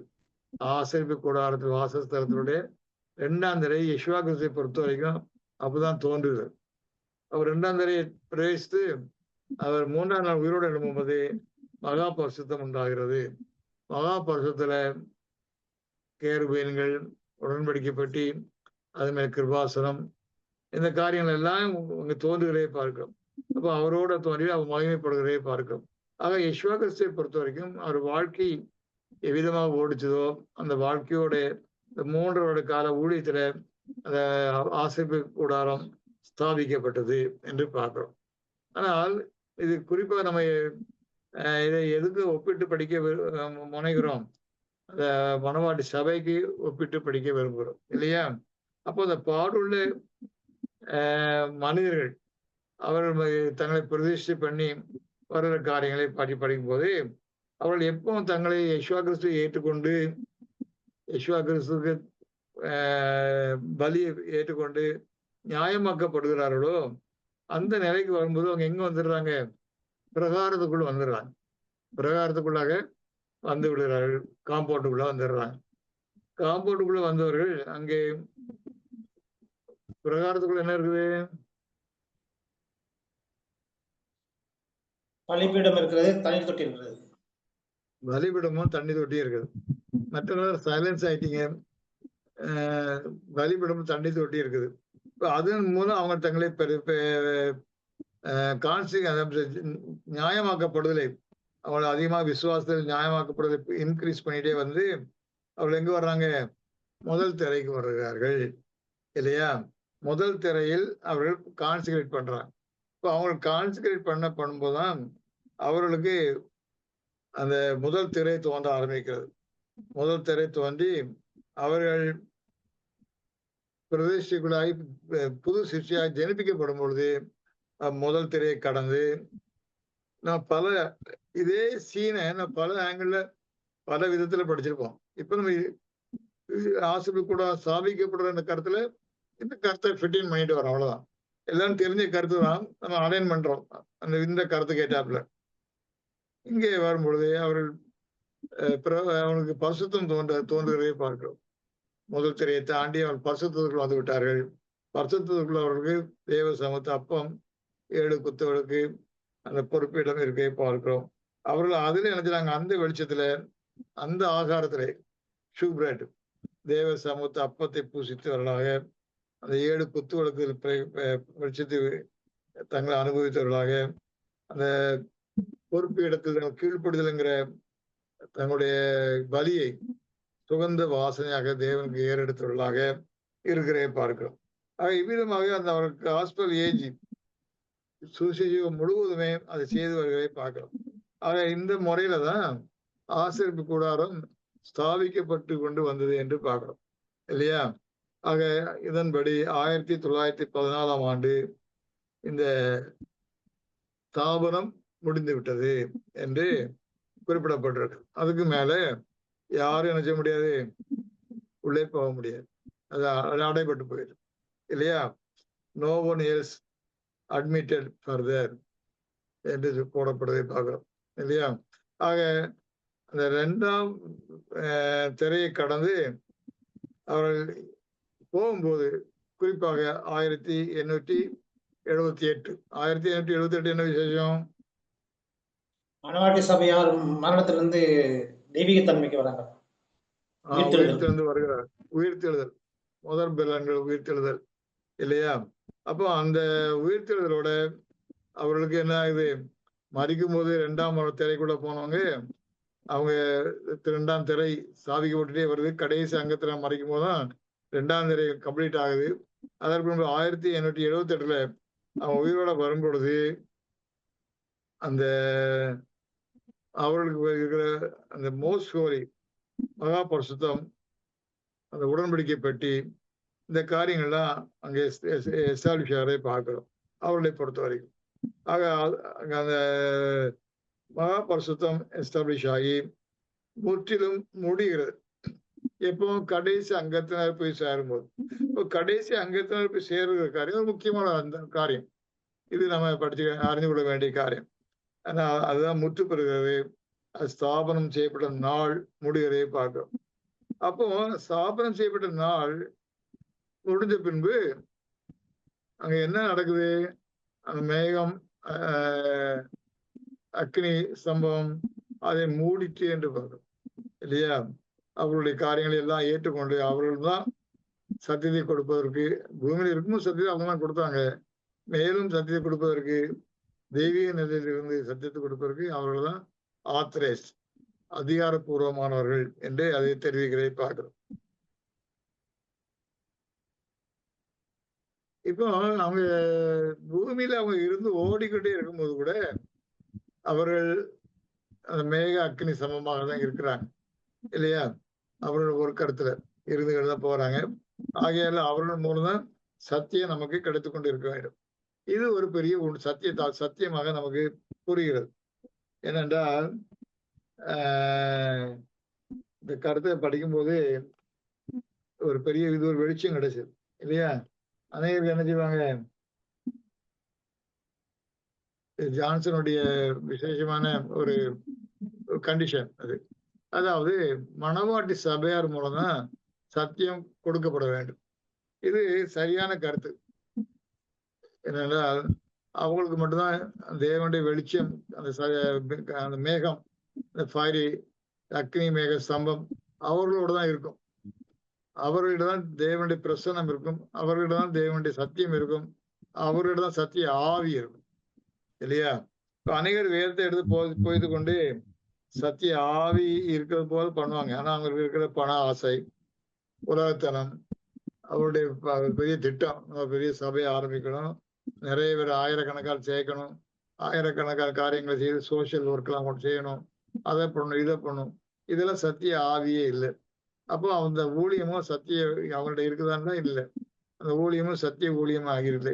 அது வெஸ்டட் இன்ட்ரெஸ்ட், சுயநலமான ஒரு காரியமாக இருந்து கொண்டு பார்க்கிறோம். ஆனால் இவ்விதமாக சுயநலம் இல்லாமல் தேவனுக்காகவே, தேவனுக்கு மகிமை வரும்படியாகவே செய்யக்கூடிய ஊழியக்காரங்க யார் தான்? இந்த மணவாட்டி சபை. அவர்கள் ஏற்கனவே எப்படி இருக்காங்க? எல்லாவற்றையும் விட்டு விட்டவர்களா இருக்காங்க. மத்திய 19:27 படிச்சவங்கள அவங்க எல்லாவற்றையும் விட்டவர்கள். அவங்க உலகத்துக்கு தங்களை மறைத்தவர்களாகவும் தாங்களை உலகத்துக்கு மறைத்தவர்களாகவும் பவுல் சொல்ற மாதிரி, I am dead to the world, world dead to the me. உலகம் எனக்கு செத்து இருக்குது, நான் உலகத்துக்கு செத்து இருக்கிறேன். அந்த கருத்துல கான்சிகரேஷன் படிப்படி நம்ம எப்படி இருக்கணும்? உலகத்துக்கு செத்து, சுயத்துக்கு செத்து, தேவனுக்கு மட்டும் பிழைத்திருக்கணும். அப்படி இருந்தவங்க யாருதான்? இந்த மணவாட்டி சபையார் மட்டும்தான்.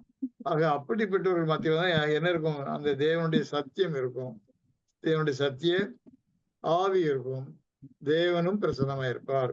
ஆகவே அவர் ஜான்சன் கொடுக்கும்போது இந்த மணவாட்டி சபையார் மூலம்தான் சத்தியம் கொடுக்கப்பட வேண்டும் என்று கொடுக்கிறார். அது சரியான கருத்து. அது இப்போ எங்க போனாலும் பல விதமான தாற்பயங்கள், பல விதமான பிரசங்கங்கள். இப்ப ஒரு பட்டிமன்றம் மாதிரிதான் பிரசங்கங்கள் இருக்கு. ஒரே வசனத்தை ஏற்கனவே அடிக்கடி சொல்ற போல அது 10 பேர்கிட்ட கொடுத்தா 10 விதமா பேசுவாங்க பைபிள் வசனத்தை.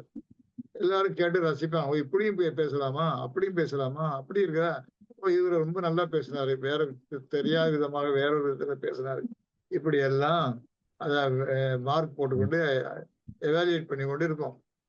ஆனால் அது சரியா? அப்படி அல்ல. தேவன் வந்து வேதாமத்தை எழுதும்போது அவர் ஞானமுள்ள தேவன். தம்முடைய திட்டத்தை எழுதும்போது ரொம்ப ப்ரிசைஸா எழுதியிருக்கிறார். அது அப்படியே இப்படிலாம் வளைக்க முடியாது. ஒரு பாடல் தான், ஒரு டியூன் தான் அதுல இருக்குது. அது 10 நரம்புள்ள சுரமண்டலமா கார்ப். யாரு? ஜேக்கப். என்ன ஜெகப்? 10 நரம்புள்ள வீணைன்னு சொன்னாங்க. வீணையா? சரி, நம்ம வீணை சொல்லிக்கலாம். அது சுரமண்டலம். 10 நரம்புள்ள சுரமண்டலம். 10 நரம்பு சொல்லும்போது 10 விதமான டாக்டரின் என்று ஜான்சன் கூறுவதை பார்க்கிறோம். இந்த 10 டாக்டரினையும் இசைவாக வாசிக்க தெரிய வேணும் இல்லையா? 10ன்னு ரொம்ப கஷ்டம். 10 அதே 10 விதமா டியூன்ல இருக்கும். அதை என்ன செய்யணும்? இசைவாக மீட்டணும். அப்படி செய்வது கடினமான காரியம். அப்படி செய்கிறவன் கைதேர்ந்த ஒரு சுரமண்டல வாசிக்கிறவராக இருப்பாரு. அப்பேற்பட்டவன் தான் என்ன செய்யணும்? அதை ஒரு டியூன் அதை வாசிக்க முடியும். ஆக வேதத்திலே 10 விதமான டாக்டரின் சொல்லப்பட்டிருக்குது. அந்த 10 விதமான டாக்டரின் அதை இசைவுபடுத்தி இணைவாக கருத்து அமைதியோடு எடுத்து பேசணும்னா ஒரு டியூன் தான் வாசிக்க முடியும். அந்த டியூன் தான் தேவன் விரும்புகிற டியூன். ஆக யார் யார் அதை படித்திருக்காங்களோ அவங்க எல்லாரும் அந்த டியூனை தான் படிப்பாங்க. ஏற்கனவே படித்தது போல இந்த கருத்துக்களை படித்தவங்க அவங்க அலாஸ்கா போனாலும் சரி, ஆஸ்திரேலியா போனாலும் சரி, இது கருத்து பேசுறவங்க ஒரே கருத்தை தான் பேசுவாங்க. தங்க இஷ்டப்படி பேச மாட்டாங்க. ஆனால் ஒரே சபையில இருந்து 10 வரை கூப்பிட்டாட 10 விதமா பேசுவார்கள். அது ஏன்? அவர்கள் எல்லாரும் இந்த மணவாட்டி சபை மூலம் வந்த சத்தியத்தை படிக்காதவர். மணவாட்டி சபை மூலம் வந்த சத்தியத்தை படிக்காதவர். நமக்கு மணவாட்டி சபை தான் எனது சத்தியத்துக்குரிய பெட்டகம். அவர்கள் மூலம் தான் சத்தியத்தை கொடுக்கணும். அதான் கலப்படம் இல்லாத இணையான கருத்து அமைதி உள்ள ஒரு சத்திய கருத்துக்களாக இருக்கும். அதை தான் அவர்களுக்கு கொடுத்தார்கள் என்று பார்க்கிறோம். அவ்விதமாக மணவாட்டி சபையார் மட்டும்தான் சத்தியத்தை கொடுக்க வேண்டும். மற்றவர்கள்லாம் சத்தியத்தை கொடுப்பதற்கு அதிகாரம் கிடையாது.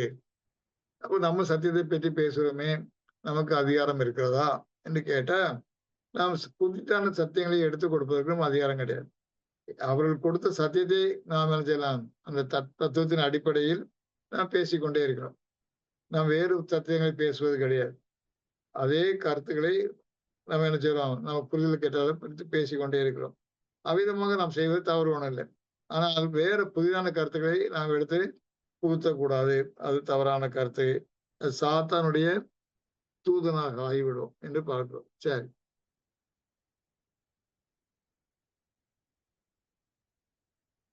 அடுத்த கூட இந்த சாயங்காலம் ஆனபோது வாசஸ்தலத்தில் மேல் அக்னிமயமான ஒரு தோற்றம் உண்டாயிற்று என்று பார்க்கிறோம். அக்னி சம்பம் என்று பார்க்கிறோம். அப்போ அக்னி சம்பம் என்று சொல்லும்போது நம்ம என்ன சொல்லுவோம்? சாயங்காலம், இரவு என்று சொல்லக்கூடிய பார்க்கிறோம். பகல்ல மேகஸ்தம்பம். அப்படி என்று சொல்லும்போது அவங்க ஆசிரியப்பு கூடாது இப்ப கட்டிட்டாங்க. அங்க நம்மளுக்கு பகல் இரவு எல்லா போல வந்து கூட தான் இருக்கிறது. ஆனால் அதுவும் அடையாளம் என்று எடுத்தோமானால் நாம் சற்று யோசிக்க வேண்டும். இஸ்ரேல் ஜனங்களுக்கு பகல் இரவு வரும்போது பகல்ல மேகஸ்தம்பம், இரவுல அக்னி ஸ்தம்பம் அவர்களை வழிநடத்தி வந்தது என்று பார்க்கிறோம். அப்படி என்றால் சுவிசேஷ ஜனங்களுக்கு, அதாவது கருத்துடைய ஜனங்களுக்கு இந்த தேவன் கொடுத்திருக்கிற இந்த காலகட்டத்துல எது இரவு எது பகல் என்ற ஒரு கேள்வி உண்டாகலாம் இல்லையா? எது இரவு ஒரு பகல்? ஏனென்றால் ரெண்டும் ஒரே நேரத்துல பிரகாசிக்க, பகல்ல மேகம், இரவுல தீபம், அக்னி ஸ்தம்பம், அக்னி ஸ்தம்பம், பகல்ல மேகம். அப்படி இருக்கும்போது ரெண்டும் ஒரே காலகட்டத்துல இருப்பதில்லை. ஆக தேவ பிள்ளைகளுக்கு அது வழிநடத்து, தேவ வசனங்கள் வழிநடத்துது என்று சொன்னா, அது பகலான அனுபவம் உள்ள மக்களுக்கு, பகலில் இருக்கிற மக்களுக்கு அது எவ்விதம் வழிநடத்துகிறது, அது இரவில் இருக்கிற மக்களுக்கு எவ்விதம் வழிநடத்துகிறது என்று நமக்கு தெரியணும். அப்படி இருக்கும்போது தேவ பிள்ளைகளுக்கு எது பகல் எது இரவு என்ற ஒரு கருத்து அங்கே யோசிக்க வேண்டியதாக இருக்கிறது. ஆக அதை நம்ம சற்று நோக்கி பார்த்தோம்னா யெஷுவா கிறிஸ்து என்ன சொல்றாரு?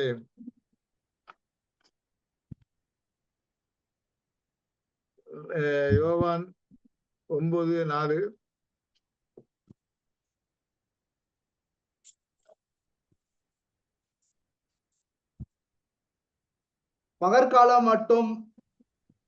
பகற்காலமா இருக்கும் மட்டும் நாம் என்னை அனுப்பினவருடைய கிரியைகளை செய்ய வேண்டும்.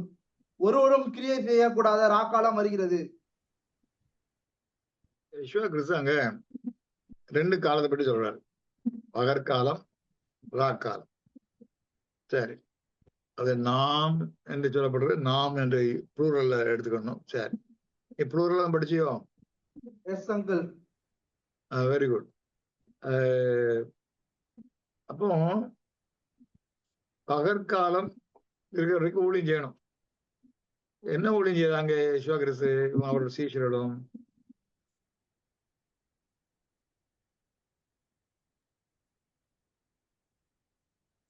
சத்திய வெளிச்சத்தை யூத யுக அறுவடை. யூத யுக அறுவடை, அறுப்பு மிகுதி, வேலையாட்கள் குறைவு.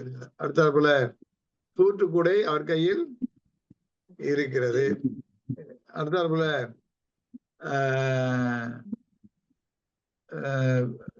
அவர் அந்த சுவிசேஷ யுகத்துல சத்தியத்தை கொடுத்து அறுப்பு வேலை செய்கிறதை பற்றி அநேக இடங்கள்ல நம்ம படிக்கிறோம். ஆக அறுப்பு மிகுதி, வேலையாட்கள் குறைவு. அப்ப அவர் அறுக்கிற வேலை செய்கிறார். தூற்றுக்கூடை அவர் கையில் இருக்கிறது என்று சொல்லப்படுறதை பார்க்கிறோம். யோவான் இன்ட்ரோடியூஸ் பண்ணும்போது அது மாதிரி இன்ட்ரோடியூஸ் பண்றது. அப்போ அவர் யெஷுவா கிறிஸ்து வந்திருக்க காரியம், முதல் வருகையில் வந்திருக்க காரியம், பல ரோல் அவர் பிளே பண்றார். அதுல ஒரு ரோல் ஒரு அம்சம் அவர் அறுக்கிறவராக இருக்கிறார். எப்படி 2ஆம் வருகையிலையும் அவர் அப்படிதான் வருகிறார். ராஜா வருகிறார், நீதிபதி நியாயாதிபதி வருகிறார் என்று பல காரியம் படிப்போம். அங்கேயும் அறுக்கிறவர் வருகிறார். திராட்சை கொடி காய்களை அறுக்கிறவராக சொல்லப்படுவதை பார்க்கிறோம். இப்போ அறுக்கிறவர் வருகிறார், அறுவடை உண்டு. அப்ப வேதம் என்ன சொல்லுது? யுகத்தின் முடிவே அறுப்பு. மத்தேயு 17:39 மத்தேயு 17:30 படிங்க.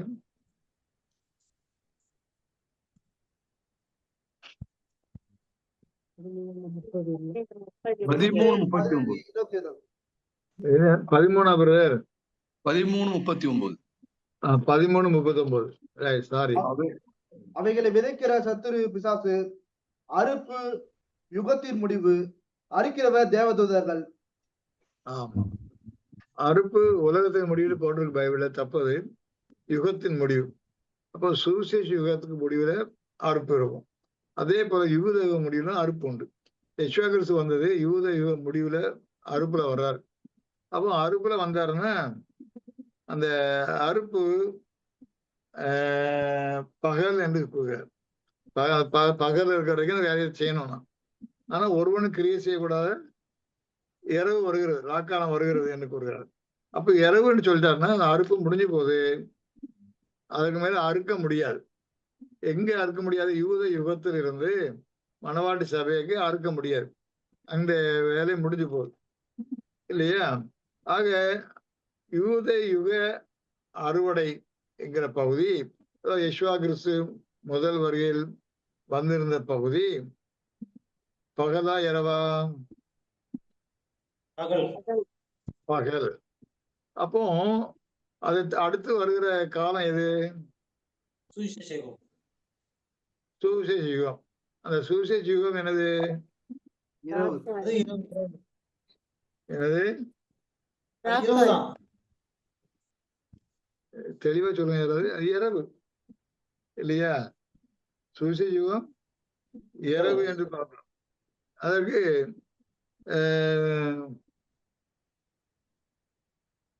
சங்கீதத்தில் ஒரு வசனம் உண்டு. சங்கீதம் 30:5. சங்கீதம் 30:5.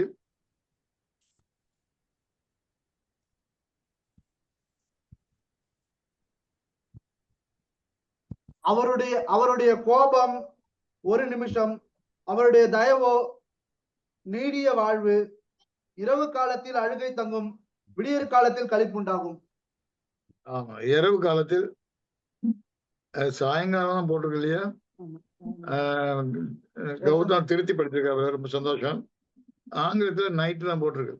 ஏன் தமிழ்ல சாயங்காலம்னு போட்டாங்க தெரியல. Weeping May endure for a night. இரவு காலத்துல வீப்பிங். இந்த சுவிசேஷ யுகம் வந்து ஒரு இஸ்ரேல் மணவாட்டி சபையை பொறுத்த வரைக்கும் உபத்திர காலமா இருக்கு இல்லையா? அவர்கள் வேதனை அடைந்தார்கள். உலகம் அவர்களை ஏற்றுக்கொள்ளவில்லை. பச்சை மரத்துக்கு எந்த பாடம், பட்டை மரத்துக்கு எந்த பாடம் என்று சொன்னார் இல்லையா?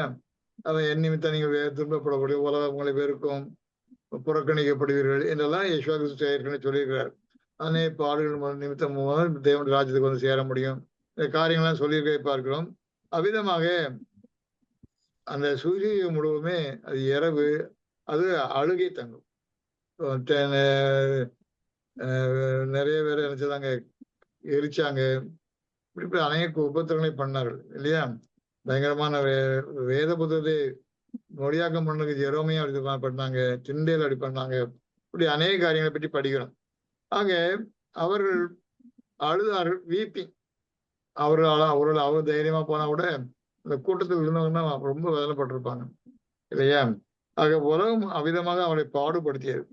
அப்போ தேவனுடைய பிள்ளைகளுக்கு அந்த இரவு என்பது உபத்திர காலத்தை குறிக்கிறதா இருக்கிறது. இரவு என்பது உபத்திர காலத்தை குறிக்க காலமா இருக்கிறது. ஆக அந்த தேவனுடைய சத்தியம் பகலில மேக ஸ்தம்பம் மூலம் கொடுக்கப்பட்டு வந்தது. இரவுல உபத்திரத்தின் வழியாக அந்த சத்தியங்கள் கொடுக்கப்பட்டு வந்தது. அங்கே அப்போ என்ன இருந்தது? அழுகை இருந்தது, அவ்விதமாக இருந்தது என்று பார்க்கிறோம். இப்போ சுவிசேஷம் முழுவதும் இரவா இருக்கிறது. யூத யுக அறுப்பு யேசுவா கிறிஸ்து வந்திருந்த முதல் பகுதி வருகை பகலாக இருக்கிறது. பகல் எப்பவுமே அதிக ஆகாரம் கிடைக்கும். சூரிய பிரகாசம். சூரியன் என்பது எதை கருக்கிறது? புதிய ஏற்பாடு சத்தியத்தை அது குறிக்கிறதா இருக்கிறது. ஆக பயங்கர உற்சாகமான வெளிச்சம். நமக்கும் பகல் வந்துட்டுனா நம்முடைய வாழ்க்கையிலேயே அன்றாட வாழ்க்கையெல்லாம் ஈடுபட்டு கொண்டு அநேக காரியங்கள் செய்து கொண்டு இருக்கிறோம். நைட்ல அவ்வளவு தூரம் செய்வது கிடையாது. ஆனால் அந்த பகல் என்பது மிகவும் அதிகமான ஆக்டிவிட்டி நிறைய நடந்த ஒரு காலம். ஆக யேசுவா கிறிஸ்து வந்து புது சத்தியங்களை அதிகமாக கொடுக்கிறார் அந்த அறுப்பு காலகட்டத்துல. சுவிசேஷ யுகம் வந்து ஏற்கனவே நம்ம சுவிசேஷ யுகத்தை படிக்கும் 1260 அந்தி கிறிஸ்து காலம்லாம் படிக்கிறோம். அதுபடி மழை பெய்யாதுங்கிற காலத்துல படிக்கிறோம். இதெல்லாம் நம்ம இதை ஒத்துட்டு பார்க்கும்போது அது இரவாக தான் இருந்தது. அவர்கள் நிறைய உபத்திரத்தை அடைந்தார்கள். அந்த காலகட்டத்திலையும் தேவன் நினைச்சாரு, சத்தியங்களை கொடுத்தார். அந்த பழைய ஏற்பாடு சத்தியங்கள், சந்திரன் வந்து எதை குறிக்குது? பழைய ஏற்பாடு சத்தியங்களை குறிக்கிறது. அப்போது அவங்க நினைச்சுவாங்க, வேதத்தில் உள்ள ரகசியங்களை தேடி படுகிறது. பழைய ஏற்பாடு தோண்டி பார்த்து அதை ஆணி டைப் எல்லாம் பார்த்து அதோட ரகசியங்கள் என்ன சொல்கிறது, ஏதாவது விடிவு கிடைக்குமா நமக்கு இதெல்லாம் பார்ப்பாங்க இல்லையா? அந்த உபதியாவும் சவுரும் தண்ணிக்காக தேடி அலைஞ்சாங்க இல்லையா? அதே போல தேவனுடைய பிள்ளைகள் தேடி அலைந்தார்கள் என்று பார்க்கிறோம். சரி, அதே அப்படி என்றால் சுவிசேஷ யுகம் பகல் என்றால், அந்த இரவு என்றால் அடுத்தது என்ன வரணும்? பகல் வரணும். இந்த பகல் வரும்னு சொல்றது கூட சந்தேகமா இருக்கா எல்லாருக்கும்? யோசிச்சுட்டு இருக்கீங்களா? இரவு பகல் இப்ப சுவிசேஷம் இரவு, அப்ப பகல் இது பருஷியா. குட். அது யேசுவா கிறிஸ்துவுடைய 2ஆம் வருகை. முதல் வருகையிலும் சூரிய பிரகாசம், 2ஆம் வருகையிலும் புது சத்தியங்கள் நிறைய கிடைச்சது இல்லையா? அது குறிப்பாக பாஸ்டர் ரசல் மூலம் தேவன் நிறைய சத்தியங்களை கொடுத்தார். அப்போ யேசுவா கிறிஸ்துவுடைய 2ஆம் வருகை, அந்த பருஷியா வந்திருத்தல் என்ற பகுதி ஏற்கனவே 2ஆம் வருகை பற்றி படிச்சோம் இல்லையா? இப்போ கருத்தரங்கத்துல அது நிறைய சத்தியங்கள் யேசுவா கிறிஸ்து மூலம் கிடைத்தது. அது பகலா இருந்தது பார்க்கிறோம். அப்படி என்றா அடுத்தது என்ன? இரவு எப்ப வரணும்? எப்பிபனி பிரதர். எப்பிபனி என்பது இரவு. எப்பிபனி என்பது அது வந்து, அதனால எப்பிபனி காலகட்டத்துல அநேக பேர் படிக்கிறோமே, இது எந்த பாடம்? பழைய ஏற்பாடு பாடமா புதிய ஏற்பாடு பாடமா? மேக அக்னி ஸ்தம்பம் பழைய ஏற்பாடு பாடமா புதிய ஏற்பாடு பாடமா? பழைய ஏற்பாடு. பழைய ஏற்பாடு பாடம். நிறைய பழைய ஏற்பாடு பாடங்கள் உட்கார்ந்து படிச்சிருக்கோம், படிச்சுக்கிட்டு வரணும் இல்லையா? ஆக இந்த காரியங்களை ஏன் இதுக்கு நம்மளை அறியாமலே படிக்கிறோம். ஏனென்றால் நம்ம இருப்பது இரவு. இரவுல எந்த சக்தி தான் கிடைக்கும்? சந்திரன் சக்தி தான் கிடைக்கும். இரவை ஆண்டு கொண்டு இருப்பது என்னது? சந்திரன். சூரியனுடைய வெளிச்சத்திலிருந்து வெளிச்சத்தை பெற்று பிரதிபலிக்கிற சந்திரனுடைய ஒளியில் நாம் படித்துக் கொண்டு வருகிறதை பார்க்கிறோம். அது அந்த சத்திய கருத்துக்கள் நமக்கு இப்ப புரிந்து கொண்டு வருகிறதை பார்க்கிறோம். அப்படி என்ன இது தாண்டி அடுத்தாப்புல என்ன ஒளி என்ன நாள் வரணும்? என்ன வரணும்? பகல் வரணும். பகல் எந்த காலம்? பெசிலியா. தேவ ராஜ்யத்துல வெளிச்சம் அதிகம் கிடைக்கும், நம்ம அதிகம் படிப்போம், அதிக காரியம் நமக்கு புரியும். அப்போ பெசிலியா பகல். இப்ப ஒரு கேள்வி வருது. அப்ப கிளப்டோ ஒரு பகுதி இடையில வருகிறது பாக்குறோம். அது வந்தா அது என்ன ஆகும்? அதுலதான் நம்ம என்ன சொல்றோம்? ஜான்சன் சொன்ன மாதிரி எப்பிபனி அப்ப கிளப்டவும் ஒன்று என்ற காலத்துல அதை எடுக்கிறோம். அதுல என்ன வித்தியாசம் என்று பார்த்தா, அப்ப கிளப்டால யேசுவா கிறிஸ்து வெளிப்படுகிறார், எப்பிபனியிலும் யேசுவா கிறிஸ்து வெளிப்படுகிறார். ஆனா முறைகள் வித்தியாசம். எப்பிபனியில வெளிப்படுற காரியம் இப்ப நம்ம நைட்ல வர்றோம், என் டேபிள்ல என்னென்ன பொருள் இருக்குன்னு எனக்கு தெரியாது. கொஞ்சமா வெளிச்சம் வர வர அது தெரியும். நான் வெளிச்சத்தை கொண்டு வரல. சூரிய வெளிச்சம் காலையில நான் 4 மணிக்கு வர்றேன், ஒன்றும் கண்டுபிடிக்க முடியல. ஒரு 6 மணிக்கு போறவங்க வீட்டுக்குள்ள வெளிச்சம் வந்துட்டு டேபிள் என்னென்ன பொருள் எங்கெங்க இருக்குன்னு தெரியும். அப்ப என்ன வெளிச்சம் வர வர அதுல பொருட்கள் தெரிய ஆரம்பிக்கிறது. வெளிச்சம் வர வர கருத்துக்கள் புரிகிறது. வெளிச்சம் வர வர ஆட்கள் தெரியுது, என்னென்ன அழைப்புல யார் இருக்காங்க, இது மாதிரி கருத்துக்கள்லாம் புரிய வருகிறது. இப்போ வெளிச்சத்தின் மூலம் யேசுவா வந்திருக்கிறதையும் காணுகிறோம். அது யாரு? ஒரு குறிப்பிட்ட மக்கள் தான் காண முடியும், வெளிப்படுகிறது. ஆனால் அப்பகிளப்டங்கிறது வெளிப்படுகிற காரியம் தான். அந்த அப்பகிளப்டம் எப்படி முடிகிறது? வெளிச்சத்தில் மட்டுமல்ல, அது எதை கொண்டு? உபத்திரத்தை கொண்டு. மகா பெரிய உபத்திரங்கள் வரும். அந்த உபத்திரத்தின் மூலம் யேசுவா கிறிஸ்து வந்திருக்கிறது எல்லாருக்கும் தெரிய வரும். ஆக அப்படிப்பட்ட ஒரு வெளிப்படுதலாம். ஆக அது வெளிப்படுற காரியம் எடுக்கும்போது ஒரு அதற்குள்ள 2ஆக வேணா பிரிச்சுக்கலாம். phase 1, phase 2 என்று நம்முடைய அண்டர்ஸ்டாண்டிங்காக பிரிச்சுக்கலாம். ஆனா ஜான்சன் அப்படி எழுதல. ஜான்சன் 2 ஒரே காலம் சொல்லி எழுதி போயிட்டாரு. நம்மளுடைய புரிதலுக்காக வேதத்துல அடுத்த ஒரு கிரேக்க வார்த்தை கொடுத்துருக்குது, பர்பஸ் இல்லாம கொடுத்துருக்க மாட்டாங்க, தேவன் கொடுத்துருக்க மாட்டார். ஆகையால் இதை விதமாக அக்கமடேட் பண்ணி நம்ம புரிந்து கொள்வது நமக்கு ஒரு நல்ல காரியமா இருக்கிறது. ஆக எபிபனியும் அப்பகிளப்டோ ரெண்டும் சேர்ந்து வருகிற ஒரு காரியம் மேனிஃபெஸ்டேஷன், வெளிப்படுற காரியம். இது இரவு என்றுதான் மாறுகிறோம். அடுத்தாற் போல வருகிற பெசிலியா பகல் என்று அறிகிறோம். சரி, நம்ம இதோட இதை நிறுத்திக் கொள்ளலாம்.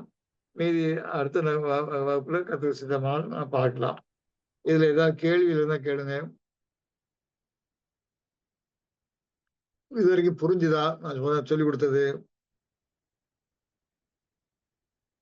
அங்கிள் இப்போ நீங்க பருஷியா பகல்னு சொன்னீங்க.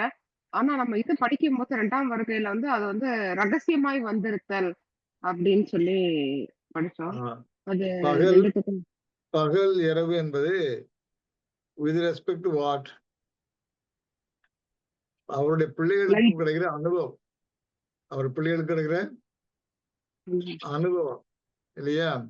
ஆனா உண்மையாவே பகலாவும் இரவும் அப்படி இருக்காது. அந்த பிள்ளைகளுக்கு கிடைக்கிற அனுபவம். அந்த யேசுவா கிறிஸ்து வருகையில அநேக இருளாக இருந்து புரியக்கூடாம இருந்த காரியங்கள்லாம் தெரிய அவருக்கு பெரிய வெளிச்சம் கிடைக்குது இல்லையா? முதல்ல யேசுவா கிறிஸ்து முதல் வருகையிலையும் உன்னதில் அருணோதயம் சந்தித்தது என்று படிக்கிறோம் இல்லையா? அதே போல பெரிய அருணோதயம் 2ஆம் வருகையிலும் அவருடைய ஜனங்களை சந்தித்தது இல்லையா? இப்போ ராஜெல்லாம் இவ்வளவு காரியங்கள் எழுதினார் என்று சொன்னா அந்த காலகட்டமா இருந்தனால யேசுவா கிறிஸ்து மூலம் அந்த சத்தியங்கள் கொடுக்கப்பட்டு அவருக்கு கொடுக்கப்பட்டது. இப்போ அநேகர் இதை படித்தாங்க. நீங்க ஒருவேளை முதல் வால்யூம் எத்தனை எடிஷன் பாத்தீங்கன்னா நிறைய எடிஷன் இருக்கு, 1 மில்லியன் எடிஷன் அதுல போயிருக்குது. திரும்ப திரும்ப பிரிண்ட் பண்ணி கொடுத்துருக்காங்க. அந்த காலகட்டத்தில் வசதி ஒரு தெரிஞ்சிருக்கலாம். அநேகர் வாங்கி படிச்சிருக்காங்க. சத்திய பிரகாசம் அதிகமா இருக்கு. அதைதான் பார்த்த அனுபவம் பகல் என்று கூறுகிறோம். அதற்கு பிறகு சத்தியம் அதிகமாக கிடைக்காம நம்ம எதை தேடிட்டு இருக்கோம்? பழைய ஏற்பாடு காரியங்களை தேடி அதை புரிந்து கொள்ளலாமா என்று தேடிக்கொண்டு, ஆனால் சத்தியத்தின் நிமித்தம் நமக்கு சில விதமான உபத்திரங்கள் இருக்குது. உலக மக்களை விட்டு பிரிந்து இருக்கிறதுனால அப்படி இருந்து கொண்டு சத்தியத்தின் நிமித்தமாக சத்தியத்தை கொண்டு விஸ்வாசத்துக்கு வந்திருக்கிறதையும் வழிபாடுகள் வந்துகிட்டு இருக்கிறதையும் கண்டுபிடித்து கொண்டு இருக்கிறோம். ஆனா ஒரு காலகட்டத்துல இந்த மகா உபத்திரம்லாம் வரப்போதிலேயே அந்த மகா உபத்திரக்காரர் உலக மக்கள் எல்லாரும் காண்பார்கள். எப்படி விஸ்வாசத்தை காண மாட்டார்கள்.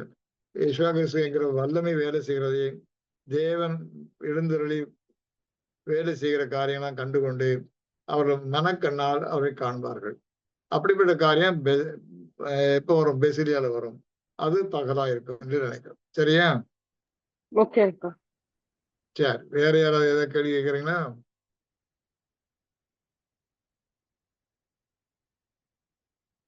சரி, அப்படி இல்லைன்னா முடித்துக் கொள்ளலாம்.